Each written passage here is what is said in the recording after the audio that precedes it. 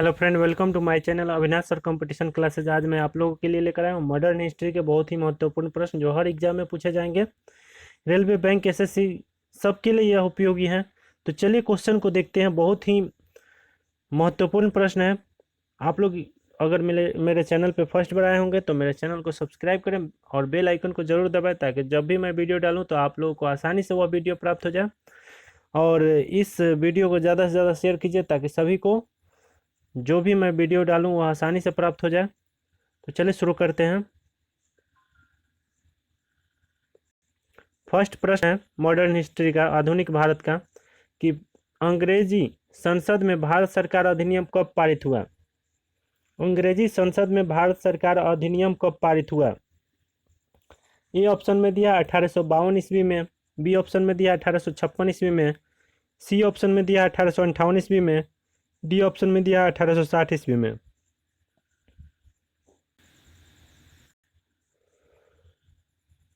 तो इसका आंसर होगा सी। आंसर होगा 1858 ईस्वी में। अंग्रेजी संसद में भारत सरकार अधिनियम कब पारित हुआ, तो आंसर होगा सी, 1858 ईस्वी में। 2 नंबर प्रश्न,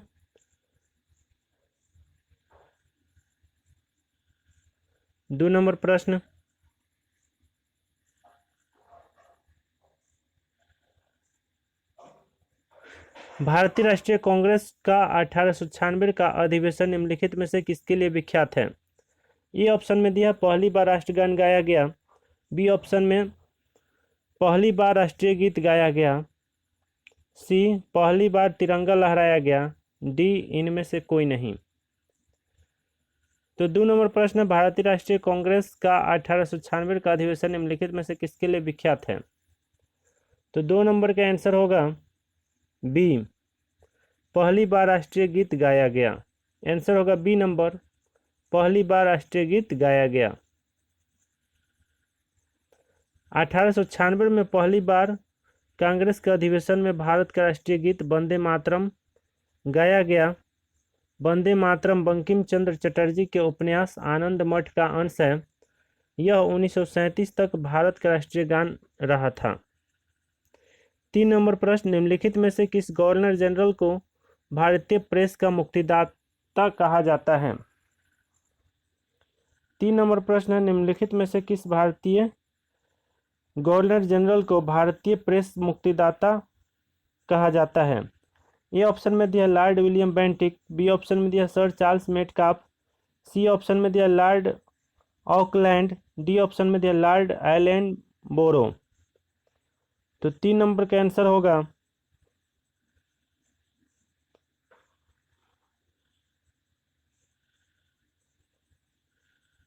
सर चार्ल्स मेटकाफ 20 मार्च 1885 से 4 मार्च 1936 के बीच भारत के गवर्नर जनरल थे। उन्होंने प्रेस का पूर्ण स्वतंत्रता दी थी, प्रेस को पूर्ण स्वतंत्रता दी थी, इसीलिए उन्हें भारतीय प्रेस का मुक्तिदाता भी कहा जाता है।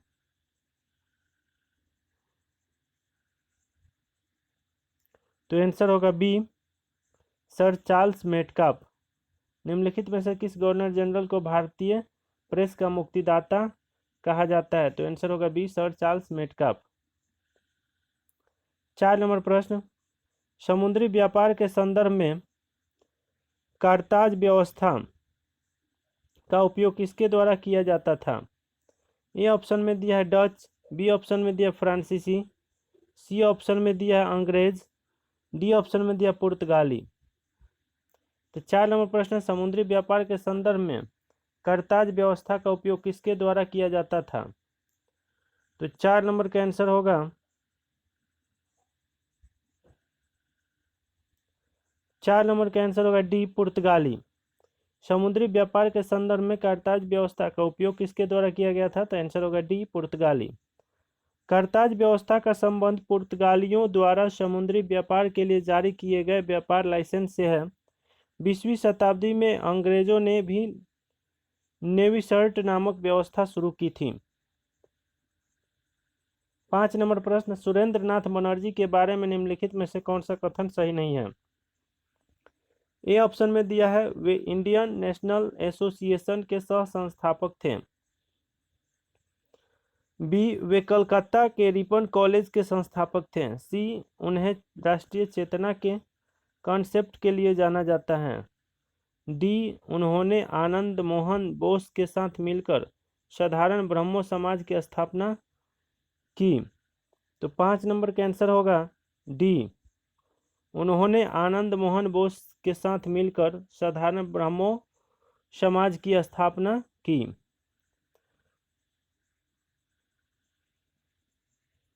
उपरोक्त दिए गए कथनों में से चौथा कथन गलत है। सुरेंद्रनाथ बनर्जी ने आनंद मोहन बोस के साथ मिलकर इंडियन नेशनल एसोसिएशन की स्थापना की थी। साधारण ब्रह्मो समाज की स्थापना आनंद मोहन बोस, शिवनाथन शास्त्री, शिवचंद्र सेन, उमेश चंद्र दाता ने की थी। तो इसमें से गलत आंसर चुनना था कि सुरेंद्रनाथ बनर्जी के बारे में निम्नलिखित में से कौन सा कथन सही नहीं है। तो आंसर होगा डी नंबर, नहीं किए थे। उन्होंने आनंद मोहन बोस के साथ मिलकर साधारण ब्रह्मो समाज की स्थापना की, यह बात गलत है। तो आंसर होगा डी, क्योंकि सुरेंद्रनाथ बनर्जी ने आनंद मोहन बोस के साथ मिलकर इंडियन नेशनल एसोसिएशन की स्थापना की। असाधारण ब्रह्मो समाज की स्थापना आनंद मोहन बोस, शिवनाथ शास्त्री, शिवचंद्र सेन और उमेश चंद्र दत्ता ने की थी। 6 नंबर प्रश्न, स्वतंत्रता आंदोलन के दौरान रविन्द्रनाथ टैगोर ने नाइटहुड की उपाधि किस घटना के विरोध में वापस कर दी थी। ए ऑप्शन में दिया है बंगाल विभाजन, बी ऑप्शन में दिया है जालियांवाला बाग हत्याकांड, सी ऑप्शन में दिया भगत सिंह, राजगुरु और सुखदेव को मृत्युदंड, डी ऑप्शन में दिया उपरोक्त में से कोई नहीं। 6 नंबर प्रश्न, स्वतंत्रता आंदोलन के दौरान रविन्द्रनाथ टैगोर ने नाइटहुड की उपाधि किस घटना के विरोध में वापस कर दी थी। तो इसका आंसर होगा 6 नंबर का बी आंसर होगा जालियांवाला बाग हत्याकांड। इसका आंसर होगा बी नंबर, जालियांवाला बाग हत्याकांड। तो रविन्द्रनाथ टैगोर को 1915 में ब्रिटिश सरकार ने नाइटहुड की उपाधि से सम्मानित किया था। 13 अप्रैल 1919 जालियांवाला बाग हत्याकांड से आहत होकर उन्होंने नाइटहुड की उपाधि वापस कर दी। इस संदर्भ में उन्होंने लॉर्ड चेम्सफोर्ड को पत्र लिखा था। 7 नंबर प्रश्न, मुस्लिम के लिए अलग मतदाता दल के लिए किस कांग्रेस अधिवेशन को जाना जाता है। मुस्लिम के लिए अलग मतदाता दल के लिए किस कांग्रेस अधिवेशन को जाना जाता है। ए ऑप्शन में दिया कराची अधिवेशन 1913 ईस्वी, बी ऑप्शन बॉम्बे अधिवेशन 1915 ईस्वी, सी ऑप्शन लखनऊ अधिवेशन 1916 ईस्वी और डी ऑप्शन कलकत्ता अधिवेशन 1917 ईस्वी। तो 7 नंबर का आंसर होगा सी, लखनऊ अधिवेशन 1916 ईस्वी। मुस्लिमों के लिए अलग मतदाता दल के लिए किस कांग्रेस अधिवेशन को जाना जाता है। तो आंसर होगा सी, लखनऊ अधिवेशन 1916। 1916 के लखनऊ अधिवेशन में मुस्लिमों के लिए अलग मतदाता दल की व्यवस्था की गई थी। इस अधिवेशन में कांग्रेस के दो धड़ों गर्म दल और नरम दल को वार्ता के लिए एक मंच पर लाया गया था। अंबिका प्रसाद मजूमदार इस अधिवेशन में कांग्रेस के अध्यक्ष थे। 8 नंबर प्रश्न, भारत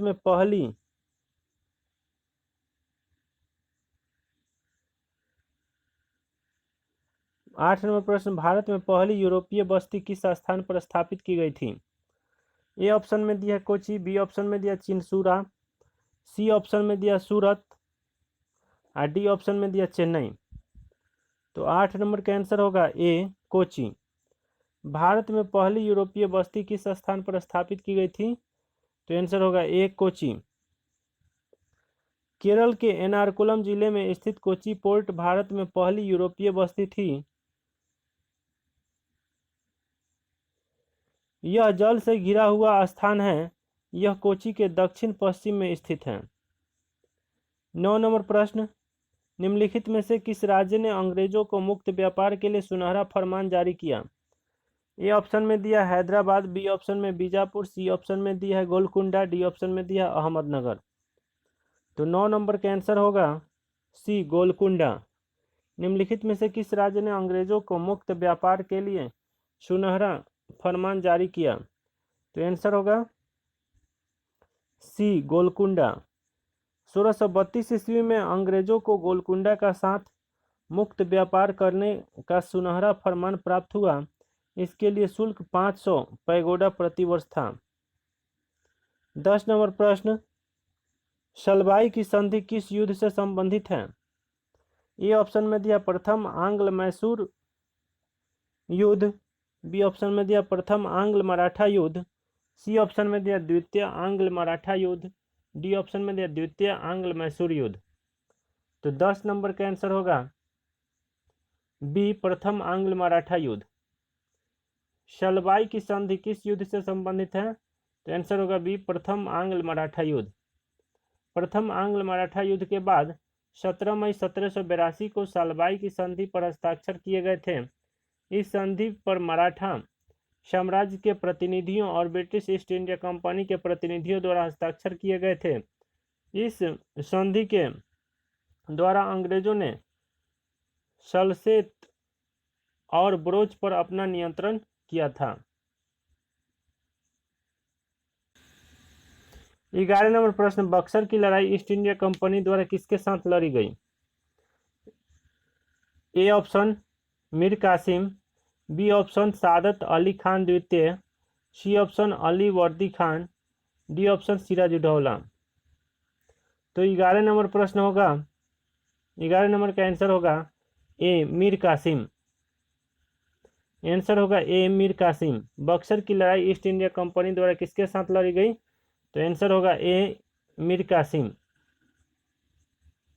बक्सर की लड़ाई 22 अक्टूबर 1764 को ब्रिटिश ईस्ट इंडिया कंपनी और मीर कासिम, बंगाल के नवाब, अवध के नवाब और मुगल सम्राट शाह आलम द्वितीय के संयुक्त सेनाओं के बीच लड़ी गई थी।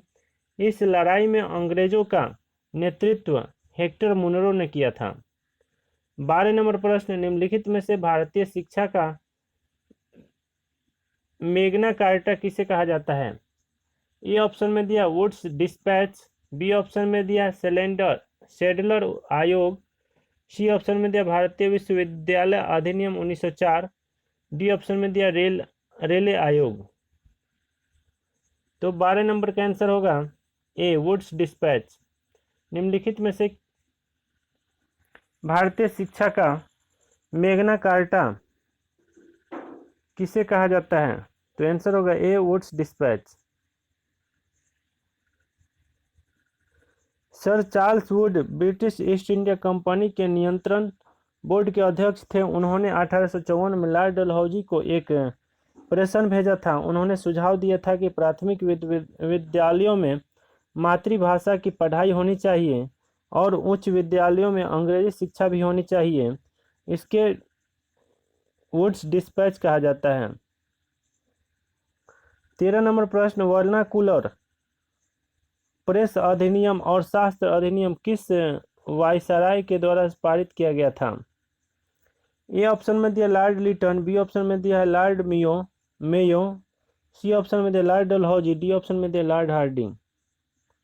तो 13 नंबर का आंसर होगा ए लॉर्ड लिटन। वर्नाकुलम प्रेस अधिनियम और शास्त्र अधिनियम किस वायसराय के द्वारा पारित किया गया था? तो आंसर होगा A Lord Liton. Lord Liton 1876 से 1880 के दौरान भारत के वायसराय थे। 1876 से 78 के अकाल को सही ढंग से न संभाल पाने के लिए उनकी कड़ी आलोचना की गई थी। उन्होंने वर्नाकुलर प्रेस अधिनियम व शस्त्र अधिनियम 1878 को पारित किया था। 14 नंबर प्रश्न, निम्नलिखित में से किस वायसराय की हत्या उनके कार्यकाल के दौरान की गई थी?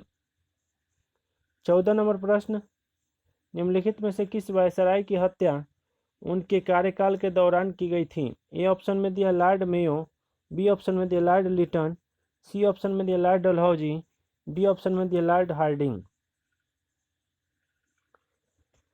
तो 14 नंबर का आंसर होगा ए लॉर्ड मेयो। निम्नलिखित में से किस वायसराय की हत्या उनके कार्यकाल के दौरान की गई थी? तो आंसर होगा A Lord Mayo.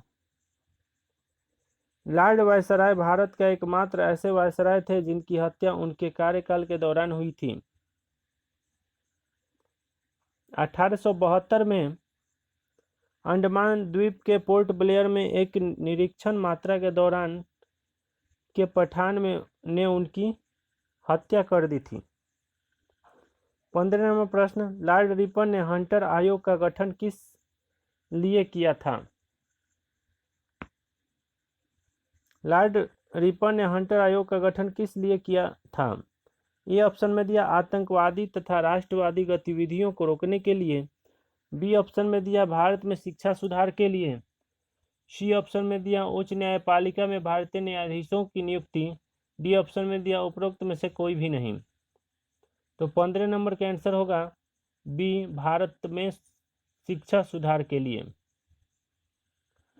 Lord Ripon ने 3 फरवरी 1882 को सर विलियम हंटर की अध्यक्षता में शिक्षा आयोग का गठन किया गया था।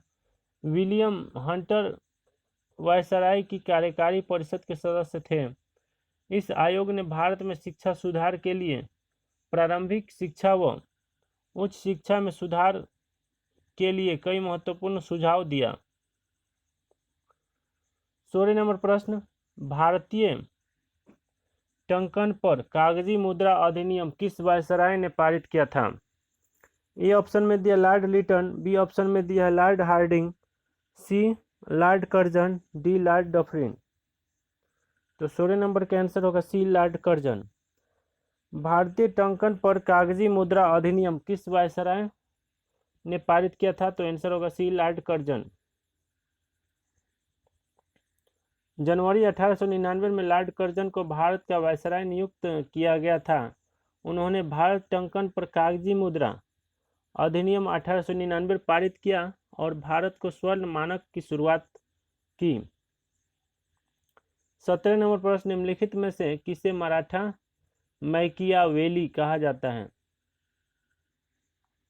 ए ऑप्शन में दिया है नाना फडणवीस, बी ऑप्शन में दिया है बालाजी विश्वनाथ, सी ऑप्शन में दिया नारायण राव बाजीराव, डी ऑप्शन में संभाजी।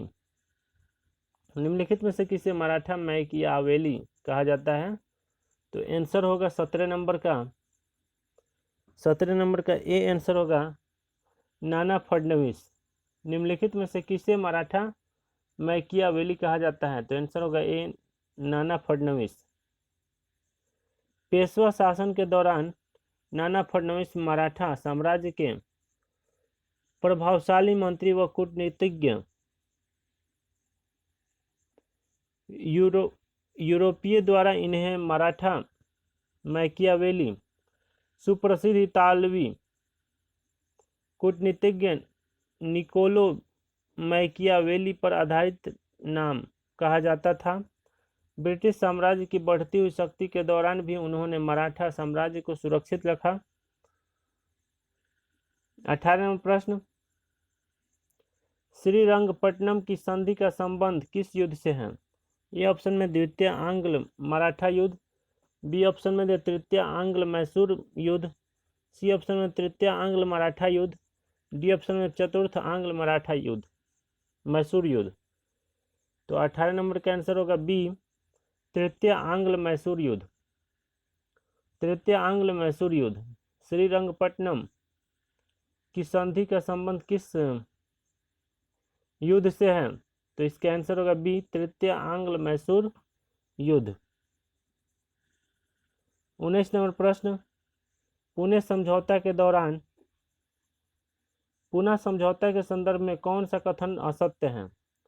ए ऑप्शन में दिया यह समझौता जवाहरलाल नेहरू और अंबेडकर के बीच हुआ था, बी ऑप्शन में दिया इसके तहत वंचित वर्ग ने संयुक्त मतदाता समूह में रहने का फैसला किया, सी ऑप्शन में दिया प्रांतीय विधान पालिकाओं में वंचित वर्ग की सीटें अनारक्षित की गई, डी ऑप्शन में दिया इसके द्वारा सिविल सेवाओं में वंचित वर्ग की समुचित प्रतिनिधित्व किया गया। तो 19 नंबर का आंसर होगा ए, यह समझौता जवाहरलाल नेहरू और अंबेडकर के बीच हुआ था।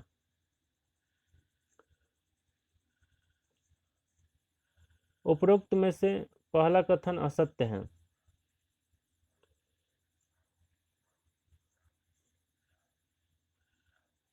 बीस नंबर प्रश्न, महाद सत्याग्रह का नेतृत्व किसने किया था?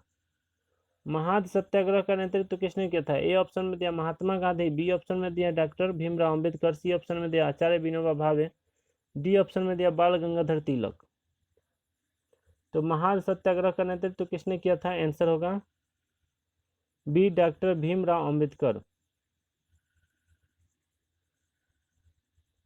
महाद सत्याग्रह का नोबेल भीमराव अंबेडकर ने 20 मार्च 1927 को किया था। यह सत्याग्रह महाराष्ट्र के रायगढ़ जिले में महाद नामक स्थान पर किया गया था।